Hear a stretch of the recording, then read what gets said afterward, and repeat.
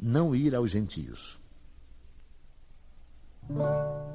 A estes 12 enviou Jesus, dando-lhes estas instruções: Não ireis caminho de gentios, nem entreis nas cidades dos samaritanos. Mas ide antes às ovelhas que pereceram da casa de Israel. E pondo-vos a caminho, pregai, dizendo que está próximo o reino dos céus. Jesus demonstra, em muitas circunstâncias, que as suas vistas não estão circunscritas ao povo judeu, mas abrangem a toda a humanidade. Quando disse, portanto, aos apóstolos que não se dirigissem aos pagãos, não foi por desprezar a sua conversão, o que nada teria de caridoso, mas porque os judeus, que aceitavam a unicidade de Deus e esperavam o Messias, estavam preparados pela lei de Moisés e pelos profetas para receberem a sua palavra. Entre os pagãos faltava essa base.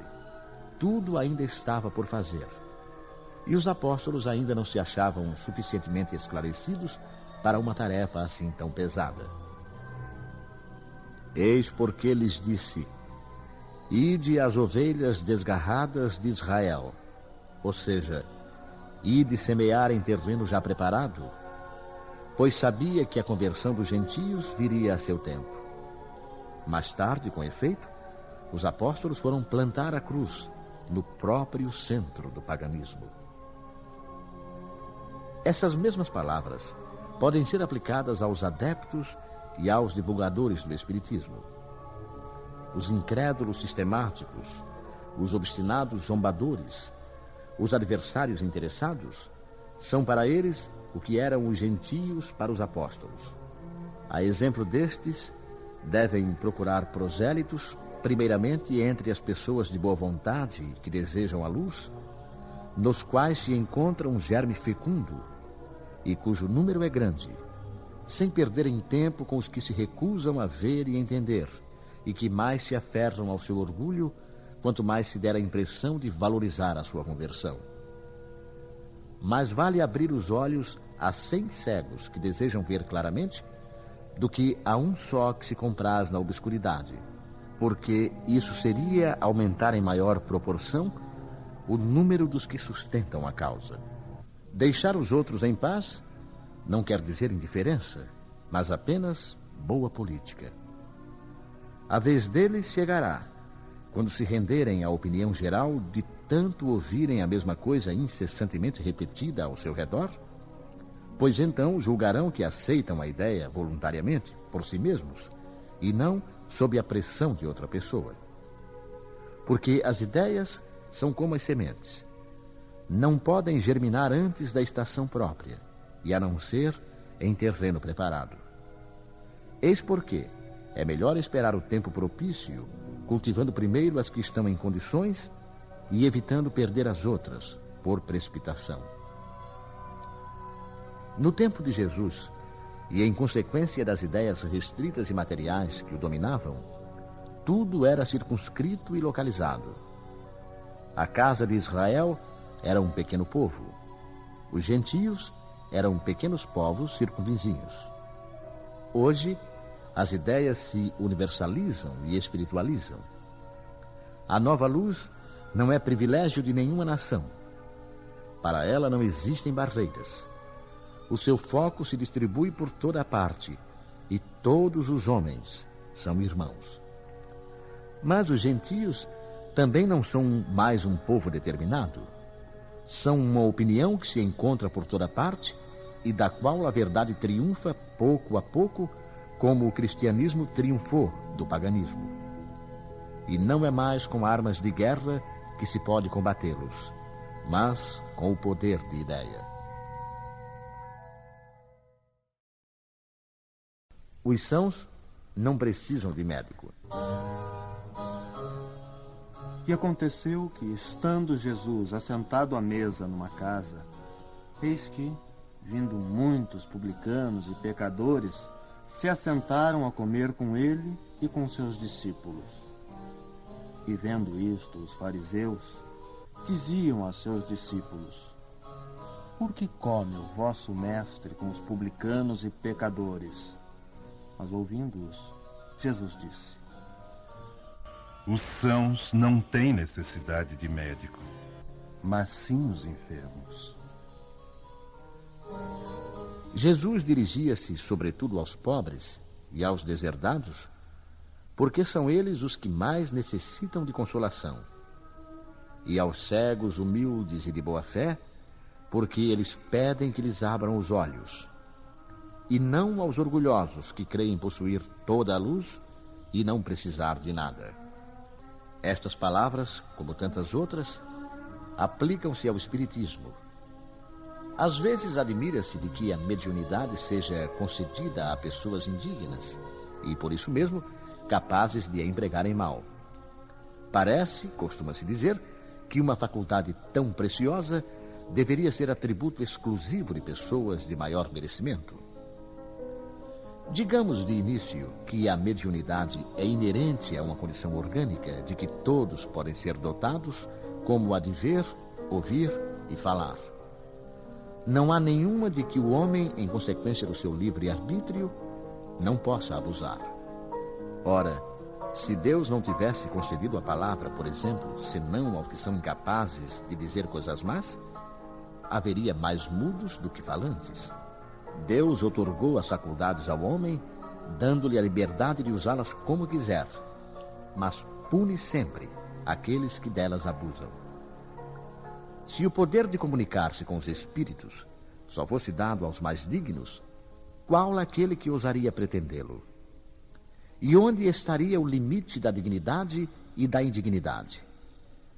A mediunidade é dada sem distinção, que os espíritos possam levar a luz a todas as camadas, a todas as classes da sociedade, ao pobre como ao rico, aos virtuosos para os fortalecer no bem, e aos viciosos para os corrigir. Estes últimos não são os doentes que precisam de médico? Por que Deus, que não quer a morte do pecador, o privaria do socorro que pode tirá-lo da lama? Os bons espíritos veem assim em seu auxílio, e seus conselhos, que ele recebe diretamente, são de natureza a impressioná-lo mais vivamente do que se os recebesse de maneira indireta. Deus, na sua bondade, poupa-lhe a pena de ir procurar a luz à distância e lhe a mete nas mãos. Não será ele bem mais culpado se não atentar para ela? Poderia excusar-se com a sua ignorância quando ele mesmo escreveu, viu com os próprios olhos, ouviu com os seus ouvidos e pronunciou com sua própria boca a sua condenação? Se ele não aproveitar, então será punido com a perda ou a perversão da sua faculdade, de que os maus espíritos se apoderarão para obsedar e enganar, sem prejuízo das aflições comuns com que Deus castiga os indignos e os corações endurecidos pelo orgulho e o egoísmo. A mediunidade não implica necessariamente as relações habituais com os espíritos superiores. É simplesmente uma aptidão para servir de instrumento, mais ou menos dócil, aos espíritos em geral. O bom médium não é, portanto, aquele que tem facilidade de comunicação, mas o que é simpático aos bons espíritos e só por eles é assistido.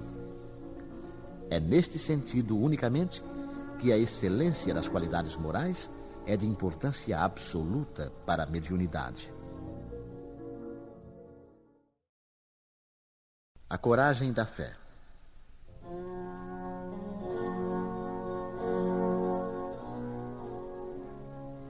Todo aquele, pois, que me confessar diante dos homens, também eu o confessarei diante de meu Pai que está nos céus.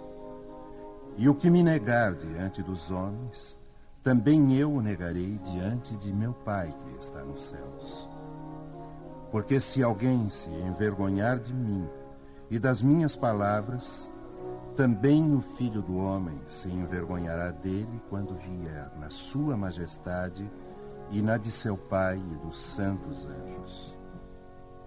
A coragem das opiniões sempre mereceu a consideração dos homens, porque é prova de dignidade enfrentar os perigos, as perseguições, as discussões e até mesmo os simples sarcasmos aos quais sempre se expõe aquele que não teme confessar abertamente ideias que não são admitidas por todos. Nisto, como em tudo, o mérito está na razão das circunstâncias e dos resultados que podem advir. Há sempre fraqueza em recuar diante das consequências da sustentação das opiniões, mas há casos em que isso equivale a uma covardia tão grande como a de fugir no momento do combate. Jesus estigmatiza essa covardia no tocante ao problema especial da sua doutrina, ao dizer que, se alguém se envergonhar das suas palavras, ele também se envergonhará daquele, que renegará o que o houver renegado, que reconhecerá perante o Pai que está nos céus o que o confessar diante dos homens. Em outros termos, aqueles que temeram confessar-se discípulos da verdade não são dignos de ser admitidos no reino da verdade. Perderão assim as vantagens da fé, porque se trata de uma fé egoísta que eles guardam para si mesmos, ocultando-a com medo dos prejuízos que lhes possa acarretar no mundo. Enquanto isso, os que colocam a verdade acima dos seus interesses materiais, proclamando-a abertamente, trabalham ao mesmo tempo pelo futuro próprio e dos outros. O mesmo acontece com os adeptos do Espiritismo, pois sendo a sua doutrina o desenvolvimento e a aplicação da doutrina do Evangelho, a eles também se dirigem essas palavras do Cristo. Eles semeiam na terra o que colherão na vida espiritual, os frutos da sua coragem ou da sua fraqueza.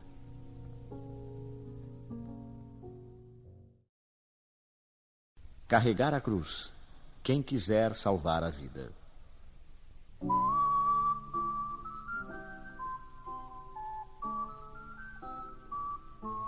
Bem-aventurados sereis quando os homens vos aborrecerem e quando vos separarem e carregarem de injúrias e rejeitarem o vosso nome como mal por causa do Filho do Homem. Folgai naquele dia e exultai, porque olhai que grande é o vosso galardão no céu, porque desta maneira tratavam aos profetas os pais deles. E chamando a si o povo com seus discípulos, disse-lhes: Se alguém me quiser seguir, negue-se a si mesmo e tome a sua cruz e siga-me. Porque o que quiser salvar a sua vida, perdê-la-á. Mas o que perder a sua vida por amor de mim e do Evangelho, salvá-la-á. Pois de que se aproveitará ao homem se ganhar o mundo inteiro e perder a sua alma? Regozijai-vos, disse Jesus, quando os homens vos odiarem e vos perseguirem por minha causa, porque sereis recompensados no céu.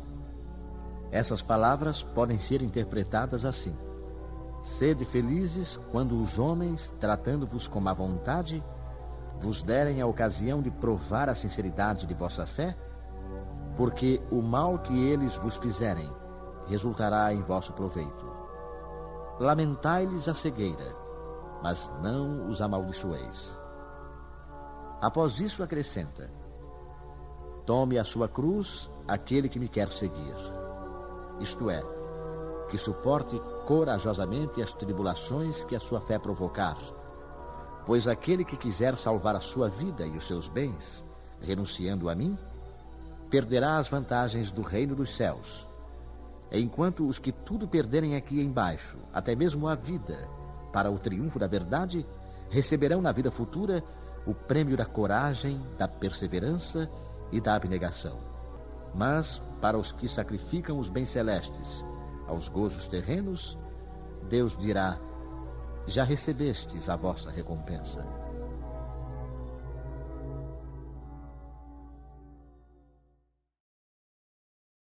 Capítulo 25. Buscai e achareis. Ajuda-te e o céu te ajudará. Pedi e dar-se-vos-á. Buscai e achareis. Batei e abrir-se-vos-á. Porque todo o que pede recebe, e o que busca acha, e a quem bate abrir-se-á. Ou qual de vós, porventura, é o homem que, se seu filho lhe pedir pão, lhe dará uma pedra? Ou porventura, se lhe pedir um peixe, lhe dará uma serpente? Pois se vós outros, sendo maus, sabeis dar boas dádivas a vossos filhos, quanto mais vosso Pai que está nos céus dará boas dádivas aos que lhas pedirem.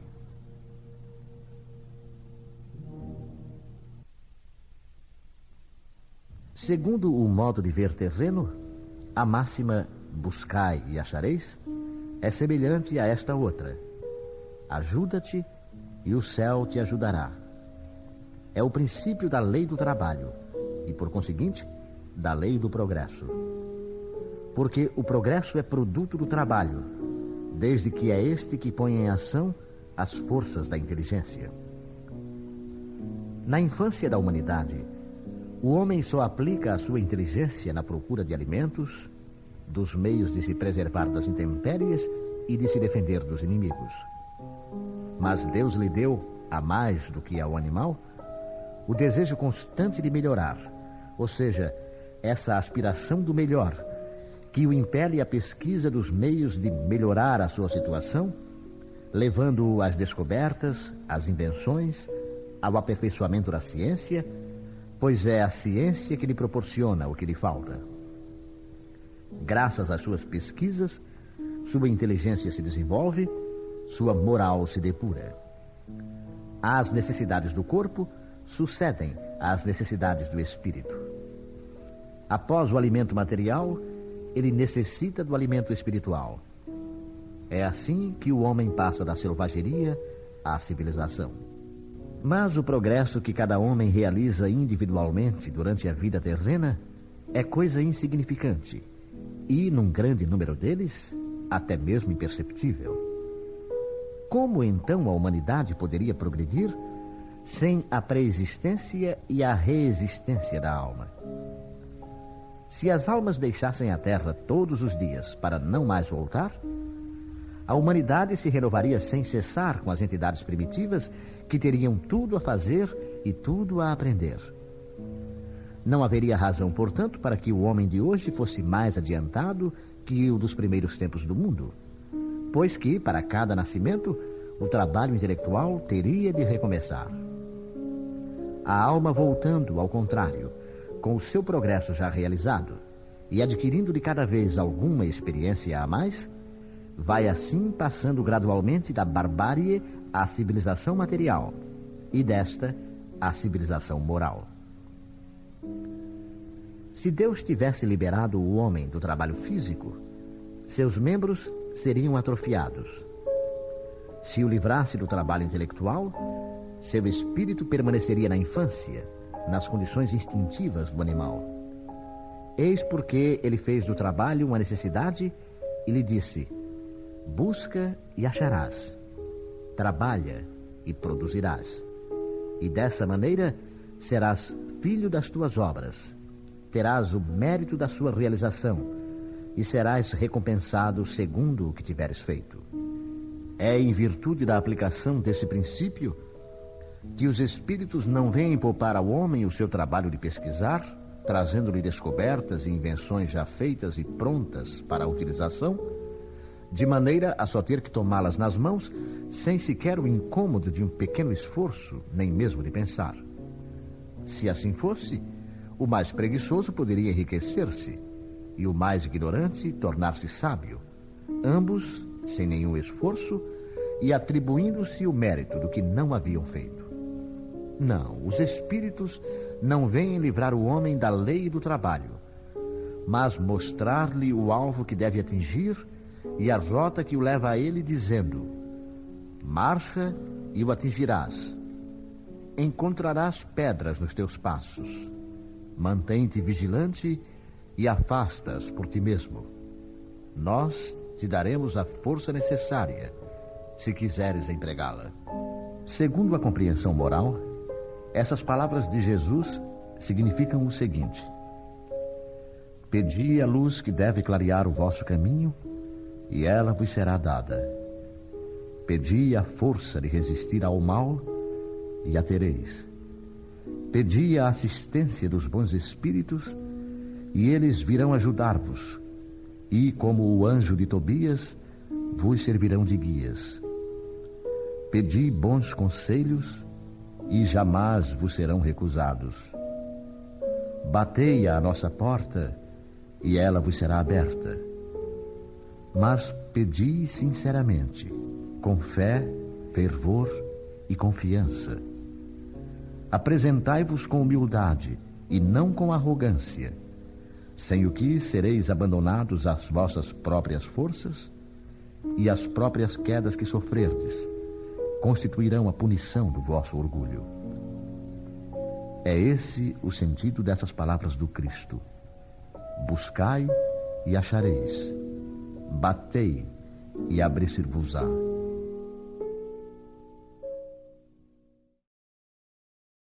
Olhai as aves do céu.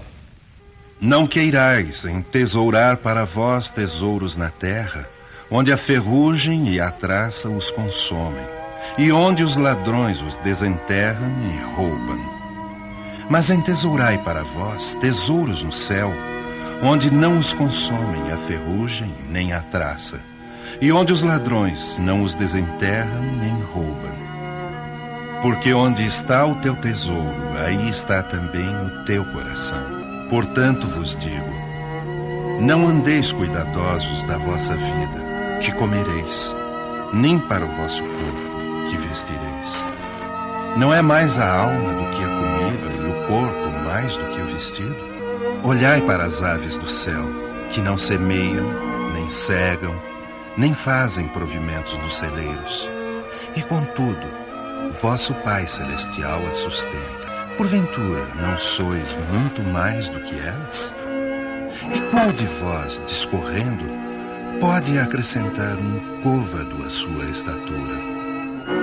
E por que andais vós solícitos pelo vestido? Considerai como crescem os lírios do campo. Eles não trabalham, nem fiam. Digo-vos mais, que nem Salomão, em toda a sua glória, se cobriu jamais como um destes. Pois se ao feno do campo, que hoje é e amanhã é lançado no forno, Deus veste assim, quanto mais a vós, homens de pouca fé. Não vos aflijais dizendo, que comeremos, ou que beberemos, ou com que nos cobriremos? Porque os gentios é que se cansam com estas coisas. Porquanto vosso Pai sabe que tendes necessidade de todas elas. Buscai primeiramente o reino de Deus e a sua justiça, e todas estas coisas se vos acrescentarão.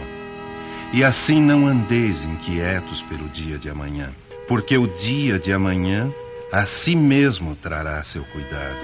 Ao dia basta a sua própria aflição. Se tomássemos estas palavras ao pé da letra, elas seriam a negação de toda a providência e de todo o trabalho, e, consequentemente, de todo o progresso. Seguindo esse princípio, o homem se reduziria a um espectador passivo. Suas forças físicas e intelectuais não seriam postas em atividade. Se essa tivesse sido a sua condição normal na Terra, ele jamais sairia do estado primitivo, e se adotasse agora esse princípio, não teria mais nada a fazer. É evidente que não poderia ter sido esse o pensamento de Jesus, porque estaria em contradição com o que ele já dissera em outras ocasiões, como no tocante às leis da natureza. Deus criou o homem sem roupas e sem casa, mas deu-lhe a inteligência para produzi-las.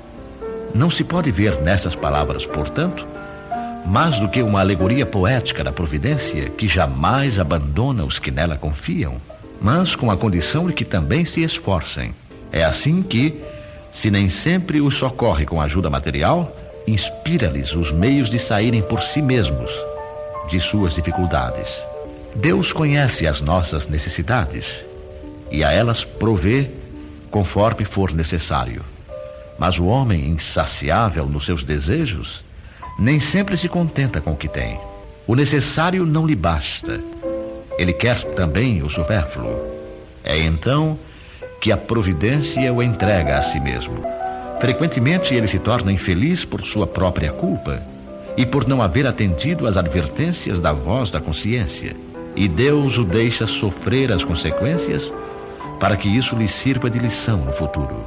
A terra produz o suficiente para alimentar a todos os seus habitantes quando os homens souberem administrar a sua produção segundo as leis de justiça, caridade e amor do próximo. Quando a fraternidade reinar entre os povos, como entre as províncias de um mesmo império, o que sobrar para um em determinado momento suprirá a insuficiência momentânea de outro, e todos terão o necessário. O rico, então, considerará a si mesmo como um homem que possui grandes depósitos de sementes.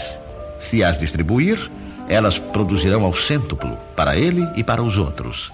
Mas se a comer sozinho, se as desperdiçar e deixar que se perca o excedente do que comeu, elas nada produzirão e todos ficarão em necessidade. Se as fechar no seu celeiro, os insetos as devorarão. Eis porque Jesus ensinou: não amontoeis tesouros na terra, pois são perecíveis, mas amontoai-os no céu, onde são eternos. Em outras palavras, não deis mais importância aos bens materiais do que aos espirituais, e aprendei a sacrificar os primeiros em favor dos segundos. Não é através de leis que se decretam a caridade e a fraternidade. Se elas não estiverem no coração, o egoísmo as asfixiará sempre. Fazê-las ali penetrar é a tarefa do Espiritismo. Não vos canseis pelo ouro. Não possuais ouro nem prata, nem levai dinheiro nas vossas cintas, nem alforje para o caminho, nem 2 túnicas, nem calçado, nem bordão, porque digno é o trabalhador do seu alimento. E em qualquer aldeia ou cidade que entrardes, informai-vos de quem há nela digno, e ficai ali até que vos retireis. E ao entrardes na casa, saudai-a, dizendo: paz seja nesta casa. E se aquela casa, na realidade, o merecer, virá sobre ela a vossa paz. E se não o merecer, tornará para vós a vossa paz.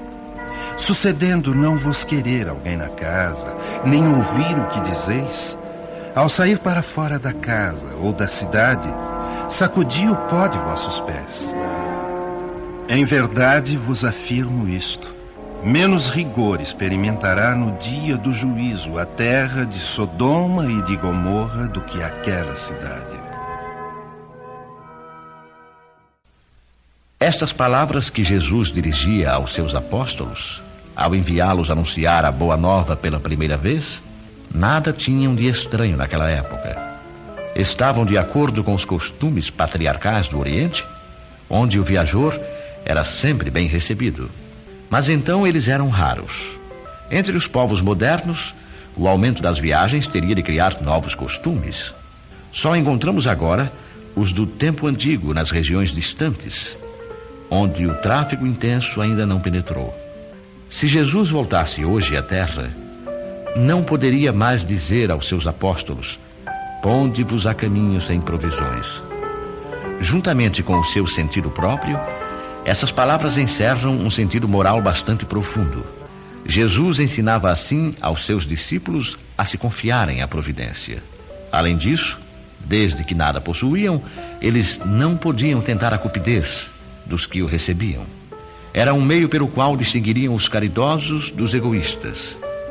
E por isso lhes disse: informai-vos de quem é digno de vos receber, ou seja, de quem é suficientemente humano para abrigar o viajor que nada pode pagar, porquanto esses são dignos de ouvir as vossas palavras, e é pela sua caridade que os reconhecereis. Quanto aos que nem sequer os quisessem receber nem ouvir, recomendou ele aos apóstolos que os amaldiçoassem? Ou recomendou que se impusessem a eles e usassem de violência para os constranger a se converterem? Não. mas que se retirassem pura e simplesmente à procura de gente de boa vontade.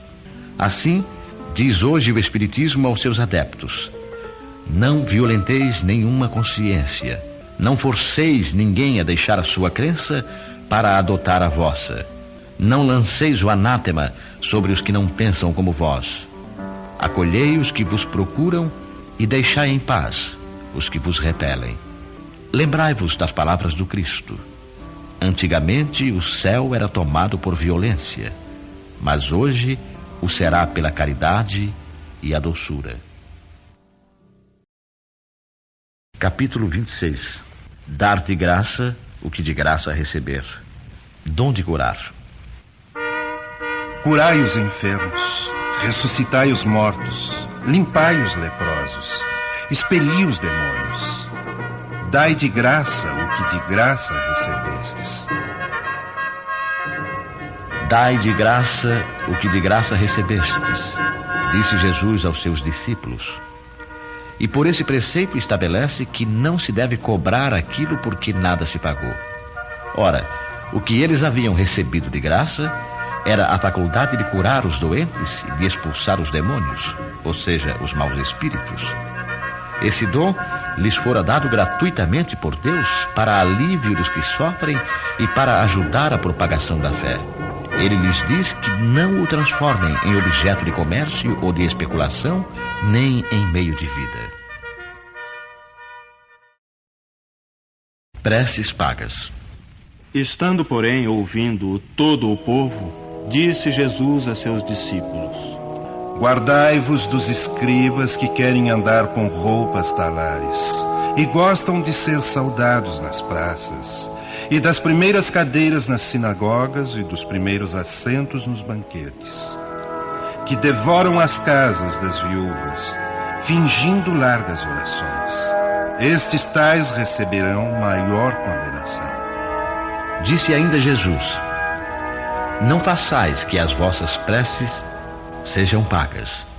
Não façais como os escribas que, a pretexto de longas preces, devoram as casas das viúvas, o que quer dizer, apossam-se de suas fortunas. A prece é um ato de caridade, um impulso do coração. Fazer pagar aquelas que dirigimos a Deus pelos outros é nos transformarmos em intermediários assalariados. A prece se transforma então numa fórmula que é cobrada segundo o seu tamanho. Ora, de duas uma: Deus mede ou não mede as suas graças pelo número das palavras. E se forem necessárias muitas, como dizer apenas algumas ou quase nada por aquele que não pode pagar? Isso é uma falta de caridade. E se uma palavra é suficiente, as demais são inúteis. Então, como cobrá-las? É uma prevaricação. Deus não vende os seus benefícios, mas concede-os. Como, pois, aquele que nem sequer é o seu distribuidor e que não pode garantir a sua obtenção, cobra um pedido que talvez nem seja atendido? Deus não pode subordinar um ato de clemência, de bondade ou de justiça que se solicita de sua misericórdia a um determinado pagamento.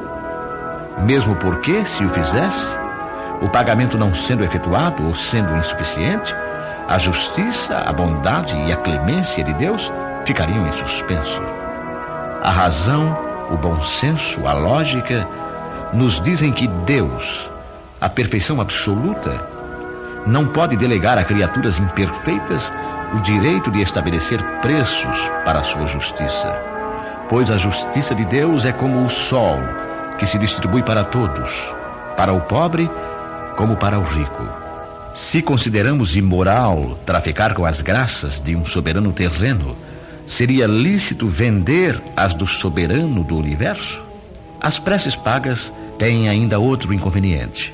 É que aquele que as compra se julga, no mais das vezes, dispensado de orar por si mesmo, pois considera-se livre dessa obrigação desde que deu o seu dinheiro. Sabemos que os espíritos são tocados pelo fervor do pensamento dos que se interessam por eles.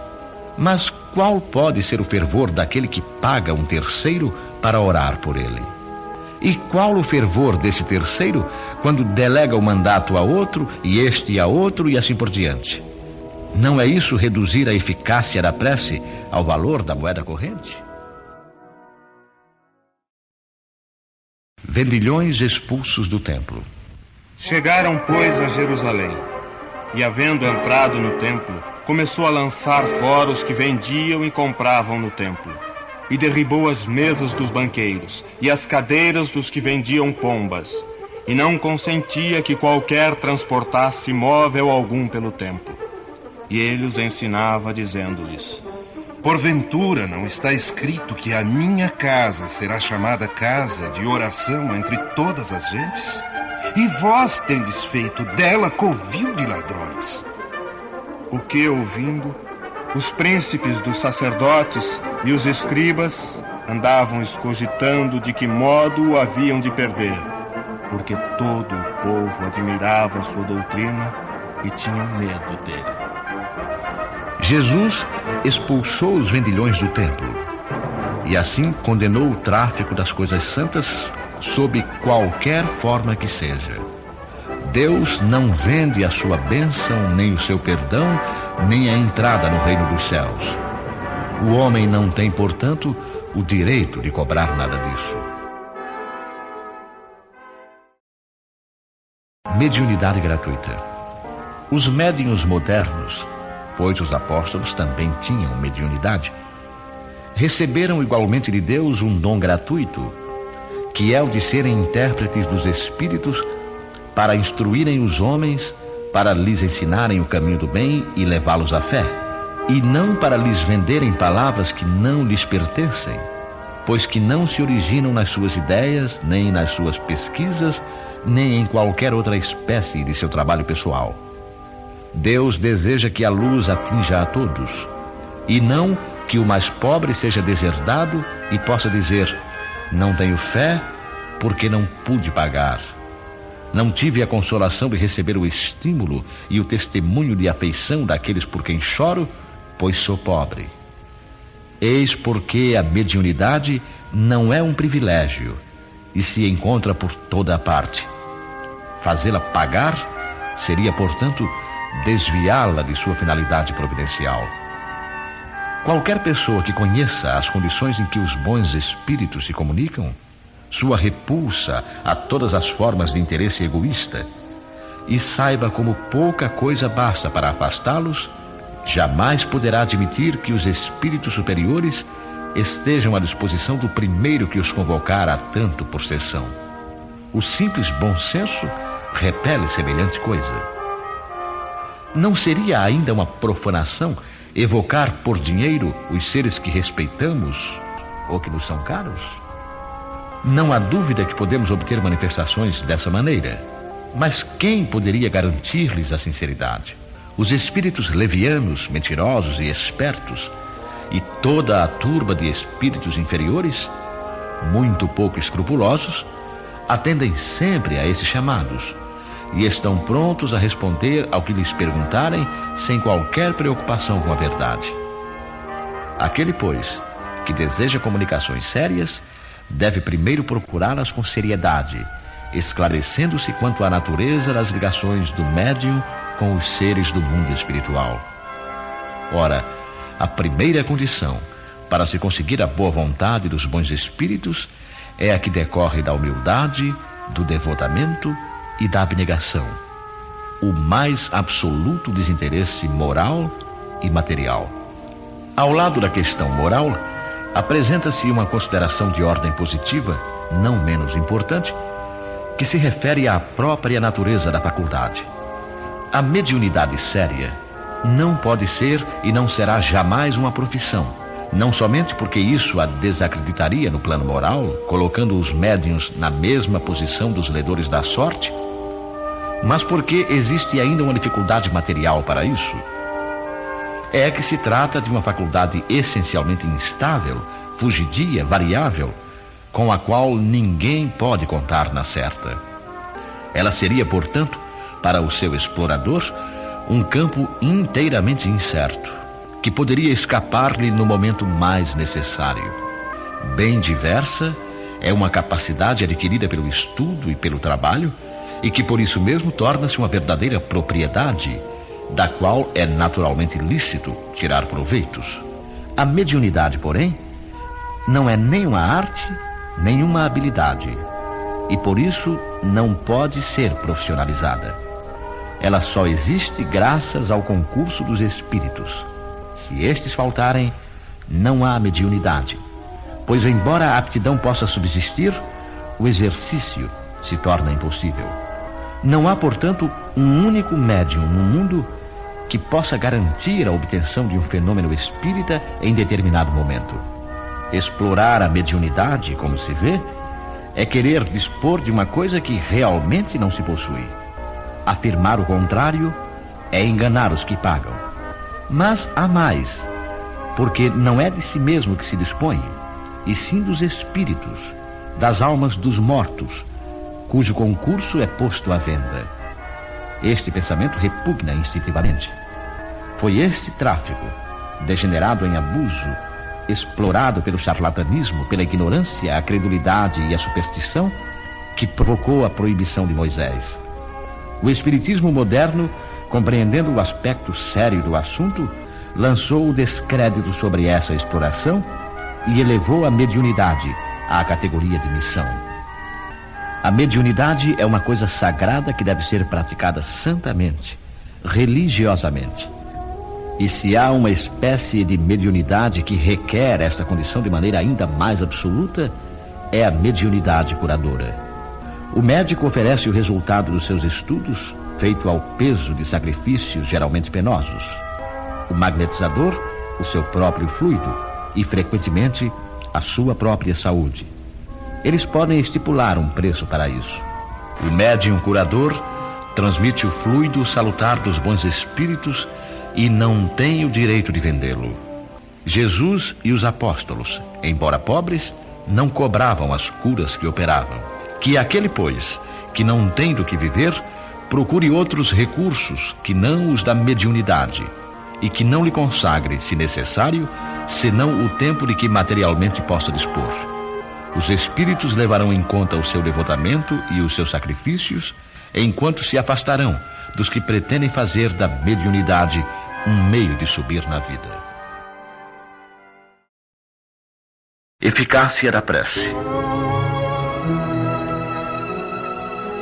Por isso vos digo, todas as coisas que vós pedirdes orando, crede que as haveis de ter, e que assim vos sucederão. Há pessoas que contestam a eficácia da prece, entendendo que, por conhecer Deus as nossas necessidades, é desnecessário expô-las a Ele. Acrescentam ainda que, tudo se encadeando no universo através de leis eternas, nossos votos não podem modificar os desígnios de Deus. Há leis naturais e imutáveis, sem dúvida, que Deus não pode anular segundo os caprichos de cada um. Mas daí a acreditar que todas as circunstâncias da vida estejam submetidas à fatalidade, a distância é grande. Se assim fosse, o homem seria apenas um instrumento passivo, sem livre arbítrio e sem iniciativa. Nessa hipótese, só lhe caberia curvar a fronte ante os golpes do destino, sem procurar evitá-los. Não deveria esquivar-se dos perigos.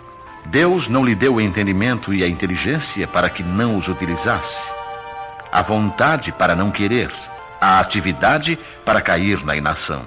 O homem, sendo livre de agir num ou noutro sentido, seus atos têm, para ele mesmo e para os outros, consequências subordinadas às suas decisões.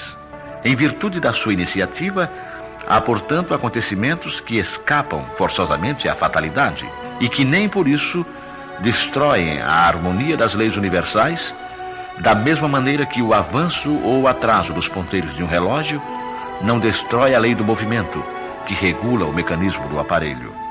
Deus pode, pois, atender a certos pedidos sem derrogar a imutabilidade das leis que regem o conjunto, dependendo sempre o atendimento da sua vontade. Seria ilógico concluir-se desta máxima: aquilo que pedirdes pela prece vos será dado, que basta pedir para obter, e injusto acusar a providência se ela não atender a todos os pedidos que lhe fazem, porque ela sabe melhor do que nós o que nos convém. Assim procede o pai prudente, que recusa ao filho o que lhe seria prejudicial. O homem geralmente só vê o presente, mas se o sofrimento é útil para a sua felicidade futura, Deus o deixará sofrer, como o cirurgião deixa o doente sofrer a operação que deve curá-lo. O que Deus lhe concederá, se pedir com confiança, é a coragem, a paciência e a resignação. E o que ainda lhe concederá são os meios de se livrar das dificuldades com a ajuda das ideias que lhe serão sugeridas pelos bons espíritos, de maneira que lhe restará o mérito da ação. Deus assiste aos que se ajudam a si mesmos, segundo a máxima: ajuda-te e o céu te ajudará, e não aos que tudo esperam do socorro alheio sem usar as próprias faculdades. Mas, na maioria das vezes, preferimos ser socorridos por um milagre sem nada fazermos. Tomemos um exemplo. Um homem está perdido num deserto, sofre horrivelmente de sede, sente-se desfalecer e deixa-se cair ao chão. Ora, pedindo a ajuda de Deus, e espera, mas nenhum anjo vem lhe dar de beber. No entanto, um bom espírito lhe sugere o pensamento de levantar-se e seguir determinada direção. Então, por um impulso instintivo, reúne suas forças, levanta-se e avança ao acaso. Chegando a uma elevação do terreno, descobre ao longe um regato e, com isso, coragem. Se tiver fé, exclamará: graças, meu Deus, pelo pensamento que me inspiraste e pela força que me deste. Se não tiver fé, dirá: que boa ideia tive eu, que sorte eu tive de tomar o caminho da direita e não o da esquerda. O acaso, algumas vezes, nos ajuda de fato. Quanto me felicito pela minha coragem e por não me haver deixado abater. Mas perguntarão por que o bom espírito não lhe disse claramente: siga este caminho e no fim encontrarás o que necessitas. Por que não se mostrou a ele para guiá-lo e sustentá-lo no seu abatimento? Dessa maneira, o teria convencido da intervenção da providência. Primeiramente, para lhe ensinar que é necessário ajudar-se a si mesmo e usar as suas próprias forças. Depois, porque, pela incerteza, Deus põe à prova a confiança e a submissão à sua vontade. Este homem estava na situação da criança que, ao cair, vendo alguém, põe-se a gritar e espera que a levantem. Mas se não vê ninguém, esforça-se e levanta-se sozinha. Se o anjo que acompanhou a Tobias lhe houvesse dito: fui enviado por Deus para te guiar na viagem e te preservar de todo o perigo, Tobias não teria nenhum mérito. Foi por isso que o anjo só se deu a conhecer na volta. Pedi e obtereis. Condições da prece. E quando orais, não haveis de ser como os hipócritas que gostam de orar em pé nas sinagogas e nos cantos das ruas para serem vistos dos homens. Em verdade vos digo que eles já receberam a sua recompensa. Mas tu, quando orares, entra no teu aposento e, fechada a porta, ora a teu pai em secreto. E teu pai, que vê o que se passa em secreto, te dará a paga. E quando orais, não faleis muito como os gentios, pois cuidam que pelo seu muito falar serão ouvidos. Não queirais, portanto, parecer-vos com eles, porque vosso Pai sabe o que vos é necessário, primeiro que vós lhe peçais. Mas quando vos puserdes em oração, se tendes alguma coisa contra alguém, perdoai-lhe, para que também vosso Pai, que está nos céus, vos perdoe os vossos pecados. Porque se vós não perdoardes, também vosso Pai, que está nos céus, não há de perdoar vossos pecados. E propôs também esta parábola a uns que confiavam em si mesmos como se fossem justos e desprezavam os outros. Subiram 2 homens ao templo a fazer oração, um fariseu e outro publicano. O fariseu, posto em pé, orava lá no seu interior desta forma: Graças te dou, meu Deus, porque não sou como os mais homens, que são os ladrões, uns injustos, uns adúlteros, como é também este publicano. Jejuo 2 vezes na semana, pago o dízimo de tudo o que tenho. O publicano, pelo contrário, posto lá de longe, não ousava nem ainda levantar os olhos ao céu, mas batia no peito, dizendo: Meu Deus, sê propício a mim, pecador. Digo-vos que este voltou justificado para sua casa e não o outro. Porque todo o que se exalta será humilhado, e todo o que se humilha será exaltado. As condições da prece foram claramente definidas por Jesus. Quando orardes, diz ele, não vos coloqueis em evidência, mas orai em secreto. Não fingi orar demasiado, porque não será pelas muitas palavras que sereis atendidos, mas pela sinceridade delas. Antes de orar, se tiverdes qualquer coisa contra alguém, perdoai-a, porque a prece não poderia ser agradável a Deus se não partisse de um coração purificado de todo sentimento contrário à caridade. Orai, enfim, com humildade, como o publicano, e não com orgulho, como o fariseu.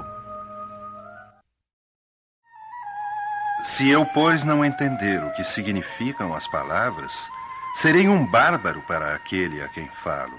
E o que fala, sê-lo-á para mim do mesmo modo. Porque se eu orar numa língua estrangeira, verdade é que o meu espírito ora, mas o meu entendimento fica sem fruto.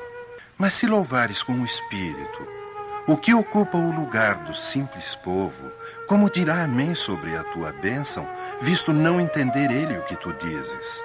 Verdade é que tu dás bem as graças, mas o outro não é edificado. A prece só tem valor pelo pensamento que a informa. Ora, é impossível ligar um pensamento àquilo que não se compreende, pois o que não se compreende não pode tocar o coração. Para a grande maioria, as preces numa língua desconhecida não passam de mistura de palavras que nada dizem ao espírito. Para que a prece toque o coração, é necessário que cada palavra revele uma ideia, e se não a compreendemos, ela não pode revelar nenhuma. Podemos repeti-la como simples fórmula, cuja virtude estará apenas no menor ou maior número das repetições. Muitos oram por dever, alguns mesmo para seguir o costume. Eis porque eles se julgam quite com o dever, depois de uma prece repetida por certo número de vezes e segundo determinada ordem. Mas Deus lê no íntimo dos corações, perscruta o nosso pensamento e a nossa sinceridade, e considerá-lo mais sensível à forma do que ao fundo seria rebaixá-lo. Ação da prece, transmissão do pensamento. A prece é uma invocação. Por ela nos pomos em relação mental com o ser a quem nos dirigimos. Ela pode ter por objeto um pedido, um agradecimento ou um louvor. Podemos orar por nós mesmos ou pelos outros, pelos vivos ou pelos mortos. As preces dirigidas a Deus são ouvidas pelos espíritos encarregados da execução dos seus desígnios. As que são dirigidas aos bons espíritos vão também para Deus. Quando oramos para outros seres e não para Deus, aqueles nos servem apenas de intermediários, de intercessores, porque nada pode ser feito sem a vontade de Deus. O Espiritismo nos faz compreender a ação da prece ao explicar a forma de transmissão do pensamento, seja quando o ser a quem oramos atende ao nosso apelo, seja quando o nosso pensamento se eleva a ele. Para se compreender o que ocorre nesse caso, é necessário imaginar todos os seres encarnados e desencarnados mergulhados no fluido universal que preenche o espaço. Assim como na Terra, estamos envolvidos pela atmosfera. Esse fluido é impulsionado pela vontade, pois é o veículo do pensamento, como o ar é o veículo do som, com a diferença de que as vibrações do ar são circunscritas, enquanto as do fluido universal se ampliam ao infinito. Quando, pois, o pensamento se dirige para algum ser, na Terra ou no espaço, de encarnado para desencarnado, ou vice-versa, uma corrente fluídica se estabelece de um a outro, transmitindo o pensamento como o ar transmite o som. A energia da corrente está na razão direta da energia do pensamento e da vontade. É assim que a prece é ouvida pelos espíritos onde quer que eles se encontrem. É assim que os espíritos se comunicam entre si, que nos transmitem as suas inspirações e que as relações se estabelecem à distância entre os próprios encarnados. Esta explicação se dirige sobretudo aos que não compreendem a utilidade da prece puramente mística. Não tem por fim materializar a prece, mas tornar compreensíveis os seus efeitos ao mostrar que ela pode exercer ação direta e positiva. Nem por isso está menos sujeita à vontade de Deus, juiz supremo em todas as coisas e único, que pode dar eficácia à sua ação. Pela prece, o homem atrai o concurso dos bons espíritos que o vêm sustentar nas suas boas resoluções e inspirar-lhe bons pensamentos. Ele adquire assim a força moral necessária para vencer as dificuldades e voltar ao caminho reto quando dele se afastou. E assim também pode desviar de si os males que atrairia pelas suas próprias faltas. Um homem, por exemplo, sente a sua saúde arruinada pelos excessos que cometeu e arrasta até o fim dos seus dias uma vida de sofrimento. Tem o direito de queixar-se se não conseguir a cura? Não, porque poderia encontrar na prece a força para resistir às tentações. Se dividirmos os males da vida em duas categorias, sendo uma a dos que o homem não pode evitar, e a outra a das atribuições que ele mesmo provoca por sua incúria e pelos seus excessos, veremos que esta última é muito mais numerosa que a primeira. Torna-se, pois, evidente que o homem é o autor da maioria das suas aflições e que poderia poupar-se se agisse sempre com sabedoria e prudência. É certo também que essas misérias resultam das nossas infrações às leis de Deus e que, se as observássemos rigorosamente, seríamos perfeitamente felizes. Se não ultrapassássemos os limites do necessário na satisfação das nossas exigências vitais, não sofreríamos as doenças que são provocadas pelos excessos e as vicissitudes decorrentes dessas doenças. Se limitássemos as nossas ambições, não temeríamos a ruína. Se não quiséssemos subir mais alto do que podemos, não recearíamos a queda. Se fôssemos humildes, não sofreríamos as decepções do orgulho abatido. Se praticássemos a lei de caridade, não seríamos maledicentes, nem invejosos, nem ciumentos, e evitaríamos as querelas e as dissensões. Se não fizéssemos nenhum mal a ninguém, não teríamos de temer as vinganças, e assim por diante. Admitamos que o homem nada pudesse fazer contra os outros males, que todas as preces fossem inúteis para livrar-se deles. Já não seria muito poder afastar todos os que decorrem da sua própria conduta? Pois bem, neste caso concebe-se facilmente a ação da prece, que tem por fim atrair a inspiração salutar dos bons espíritos, pedir-lhes a força necessária para resistirmos aos maus pensamentos, cuja execução pode nos ser funesta. E para nos atenderem nisto, não é o mal que eles afastam de nós, mas é a nós que eles afastam do pensamento que pode nos causar o mal. Não embaraçam em nada os desígnios de Deus, nem suspendem o curso das leis naturais, mas é a nós que impedem de infringirmos as leis, ao orientarem o nosso livre-arbítrio. Mas o fazem sem o percebermos, de maneira oculta, para não prejudicarem a nossa vontade. O homem se encontra então na posição de quem solicita bons conselhos e os segue, mas conservando a liberdade de segui-los ou não. Deus quer que assim seja, para que ele tenha a responsabilidade dos seus atos e para lhe deixar o mérito da escolha entre o bem e o mal. É isso o que o homem sempre receberá se pedir com fervor, e ao que se podem, sobretudo, aplicar estas palavras: pedi e obtereis. A eficácia da prece, mesmo reduzida a essas proporções, não daria imenso resultado? estava reservado ao Espiritismo provar a sua ação pela revelação das relações entre o mundo corpóreo e o mundo espiritual. Mas não se limitam a isso os seus efeitos.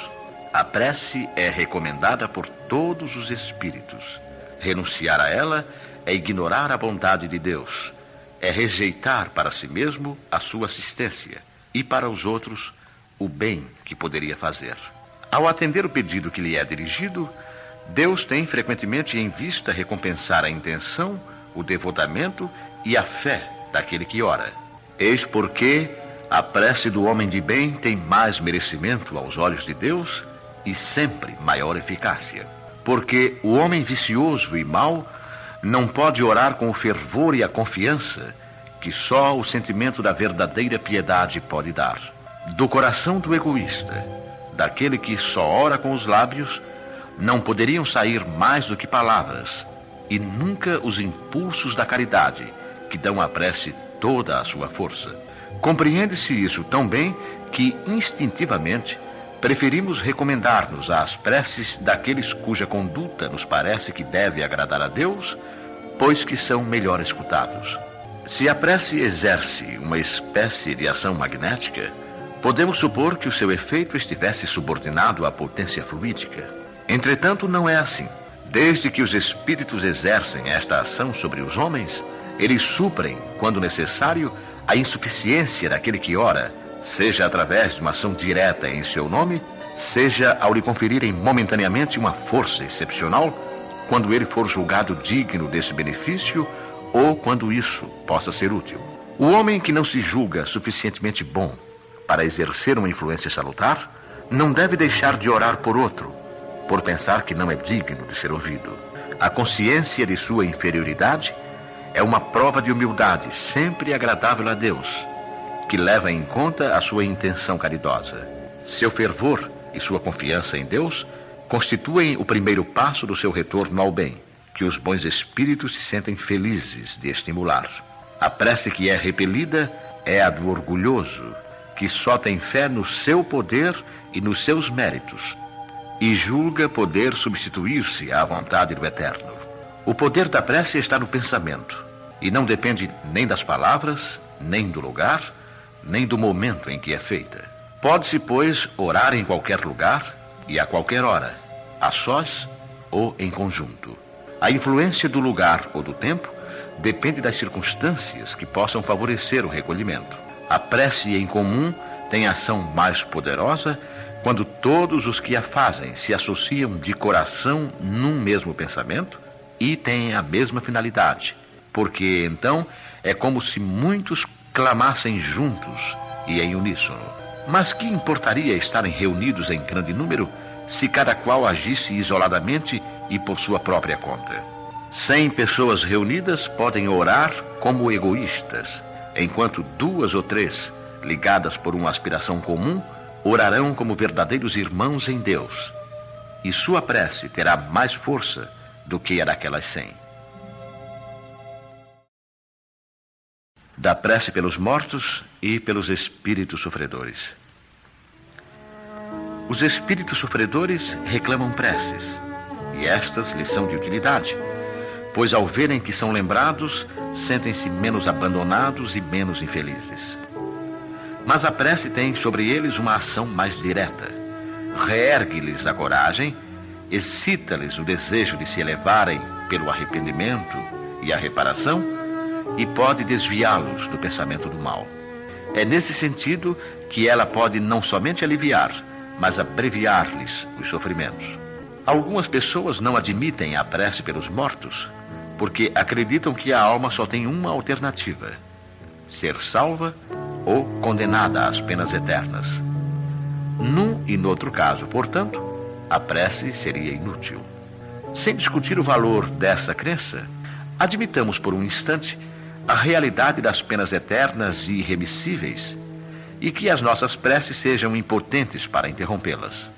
Perguntamos se, mesmo com essa hipótese, é lógico, é caridoso, é cristão recusar a prece pelos réprobos.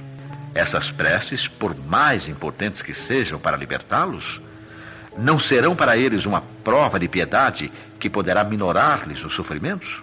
Na terra, quando um homem é condenado à prisão perpétua, mesmo que não haja nenhuma esperança de obter-se a graça para ele, é proibido a uma pessoa caridosa auxiliá-lo a carregar o peso dos grilhões?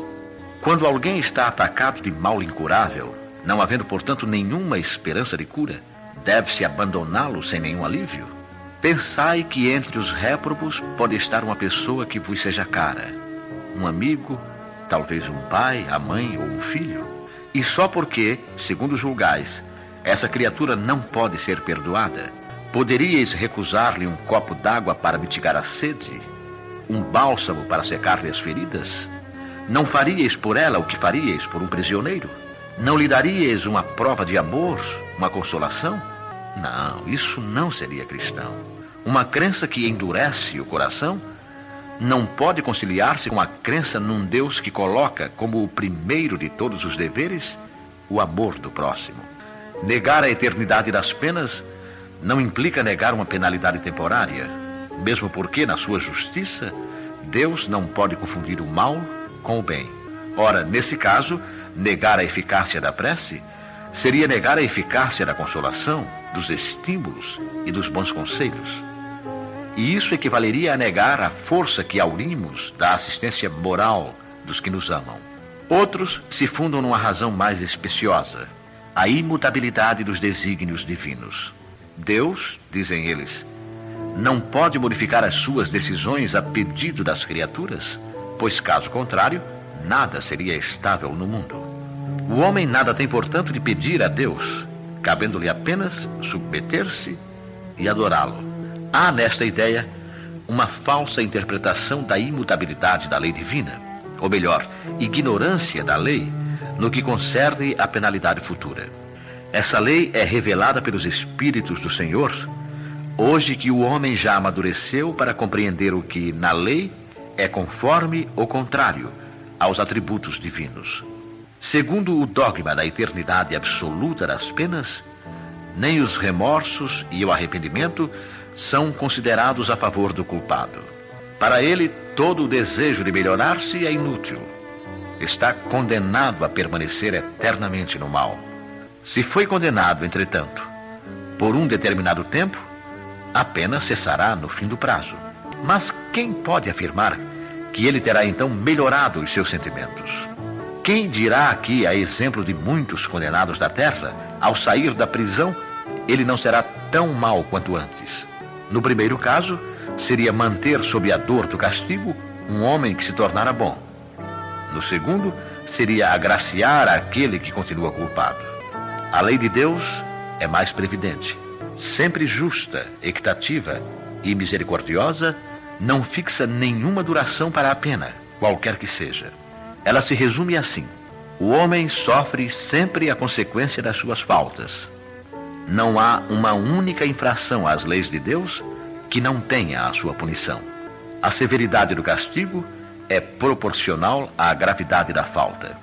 A duração do castigo para qualquer falta é indeterminada, pois fica subordinada ao arrependimento do culpado e ao seu retorno ao bem. Assim, a pena dura tanto quanto a obstinação no mal. Seria perpétua se a obstinação o fosse. É de curta duração se o arrependimento vier logo. Desde que o culpado clame por misericórdia, Deus o ouve e lhe concede a esperança. Mas o simples remorso não basta. É necessária a reparação da falta. É por isso que o culpado se vê submetido a novas provas, nas quais ele pode, sempre pela sua própria vontade, fazer o bem para a reparação do mal anteriormente praticado. O homem é, assim, o árbitro constante da sua própria sorte. Ele pode abreviar o seu suplício ou prolongá-lo indefinidamente. Sua felicidade ou sua desgraça dependem da sua vontade de fazer o bem. Essa é a lei.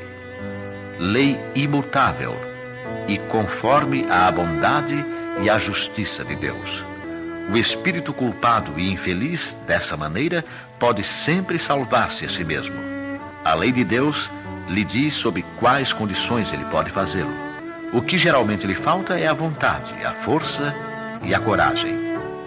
Se pelas nossas preces lhe inspiramos essa vontade, se o amparamos e encorajamos, se pelos nossos conselhos lhe damos as luzes que lhe faltam, em vez de solicitar a Deus que derrogue a sua lei, tornamo-nos instrumentos da execução dessa lei de amor e caridade, da qual Ele assim nos permite participar, para darmos nós mesmos uma prova de caridade. O primeiro dever de toda criatura humana, o primeiro ato que deve assinalar o seu retorno à atividade diária, é a prece. Vós orais, quase todos, mas quão poucos sabem realmente orar. Que importam ao Senhor as frases que ligais maquinalmente uma às outras, porque já vos habituastes a repeti-las? Porque é um dever que tendes de cumprir e que vos pesa como todo dever. A prece do cristão, do espírita principalmente, de qualquer culto que seja, deve ser feita no momento em que o espírito retoma o jugo da carne e deve elevar-se com humildade aos pés da majestade divina, mas também com profundeza, num impulso de reconhecimento por todos os benefícios recebidos até esse dia. E de agradecimento ainda pela noite transcorrida, durante a qual lhe foi permitido, embora não guarde a lembrança, retornar junto aos amigos e aos guias, para nesse contato aurir novas forças e mais perseverança. Deve elevar-se humilde aos pés do Senhor, pedindo pela sua fraqueza, suplicando o seu amparo, a sua indulgência, a sua misericórdia. E deve ser profunda, porque é a vossa alma que deve elevar-se ao Criador, que deve transfigurar-se como Jesus no Tabor, para chegar até Ele, branca e radiante de esperança e de amor. Vossa prece deve encerrar o pedido das graças de que necessitais, mas de que necessitais realmente. Inútil, portanto, pedir ao Senhor que abrevie as vossas provas, ou que vos dê alegrias e riquezas. Pedi-lhe antes os bens mais preciosos da paciência, da resignação e da fé. Evitai dizer como fazem muitos dentre vós: não vale a pena orar, porque Deus não me atende. O que pedis a Deus na maioria das vezes? Já vos lembraste de pedir-lhe a vossa melhoria moral? Oh, não, tão poucas vezes. O que mais vos lembrais de pedir é o sucesso para os vossos empreendimentos terrenos. E depois exclamais: Deus não se preocupa conosco. Se o fizesse, não haveria tantas injustiças. Insensatos, ingratos. Se mergulhasses no fundo da vossa consciência, quase sempre ali encontrarias o motivo dos males de que vos queixais. Pedi, pois, antes de tudo, para vos tornardes melhores, e vereis que torrentes de graças e consolações se derramarão sobre vós. Deveis orar incessantemente, sem para isso procurardes o vosso oratório, ou cairdes de joelhos nas praças públicas. A prece diária é o próprio cumprimento dos vossos deveres, mas dos vossos deveres sem exceção, de qualquer natureza que sejam. Não é um ato de amor para com o Senhor assistirdes os vossos irmãos numa necessidade qualquer, moral ou física. Não é um ato de reconhecimento à elevação do vosso pensamento a Ele, quando uma felicidade vos chega, quando evitais um acidente, ou mesmo quando uma simples contrariedade vos aflora a alma e dizeis mentalmente: seja bendito o Senhor. Não é um ato de contrição quando sentis que falistes, dizerdes humilde para o Supremo Juiz, mesmo que seja num rápido pensamento: perdoai-me, Deus meu, pois que pequei, por orgulho, por egoísmo ou por falta de caridade. Dai-me a força de não tornar a falir e a coragem de reparar a minha falta. Isto independe das preces regulares da manhã e da noite e dos dias consagrados, pois, como vedes, a prece pode ser de todos os instantes, sem interromper os vossos afazeres. E até pelo contrário, assim feita, ela os santifica. E não duvideis de que um só desses pensamentos, partindo do coração, é mais ouvido por vosso Pai Celestial do que as longas preces repetidas por hábito, quase sempre sem um motivo imediato, apenas porque a hora convencional maquinalmente vos chama. Vinde, todos vós que desejais crer. Acorrem os espíritos celestes e vêm anunciar-vos grandes coisas. Deus, meus filhos, abre os seus tesouros para vos distribuir os seus benefícios. Homens incrédulos, se soubesseis como a fé beneficia o coração e leva a alma ao arrependimento e à prece, a prece. Ah, como são tocantes as palavras que se desprendem dos lábios na hora da prece. Porque a prece é o orvalho divino que suaviza o excessivo calor das paixões. Filha predileta da fé, leva-nos ao caminho que conduz a Deus. No recolhimento e na solidão, encontrai-vos com Deus. E para vós o mistério se desfaz, porque Ele se revela. Apóstolos do pensamento, a verdadeira vida se abre para vós. Vossa alma se liberta da matéria e se lança pelos mundos infinitos e etéreos que a pobre humanidade desconhece. Marchai, marchai pelos caminhos da prece e ouvireis a voz dos anjos. Que harmonia! Não são mais os ruídos confusos e as vozes gritantes da terra. São as liras dos arcanjos, as vozes doces e meigas dos serafins, mais leves que as brisas da manhã, quando brincam nas ramagens dos vossos arvoredos. Com que alegria então marchais! Vossa linguagem terrena não poderá exprimir jamais essa aventura que vos impregna por todos os poros. Tão viva e refrescante é a fonte em que bebemos através da prece. Doces vozes, inebriantes perfumes, que a alma ouve e aspira quando se lança pela prece a essas esferas desconhecidas e habitadas. São divinas todas as aspirações quando livres dos desejos carnais. Vós também, como Cristo, orai, carregando a vossa cruz para o Gólgota, para o vosso Calvário. Levai-a e sentireis as doces emoções que lhe passavam pela alma, embora carregasse o madeiro infamante. Sim, porque ele ia morrer, mas para viver a vida celestial, na morada do Pai.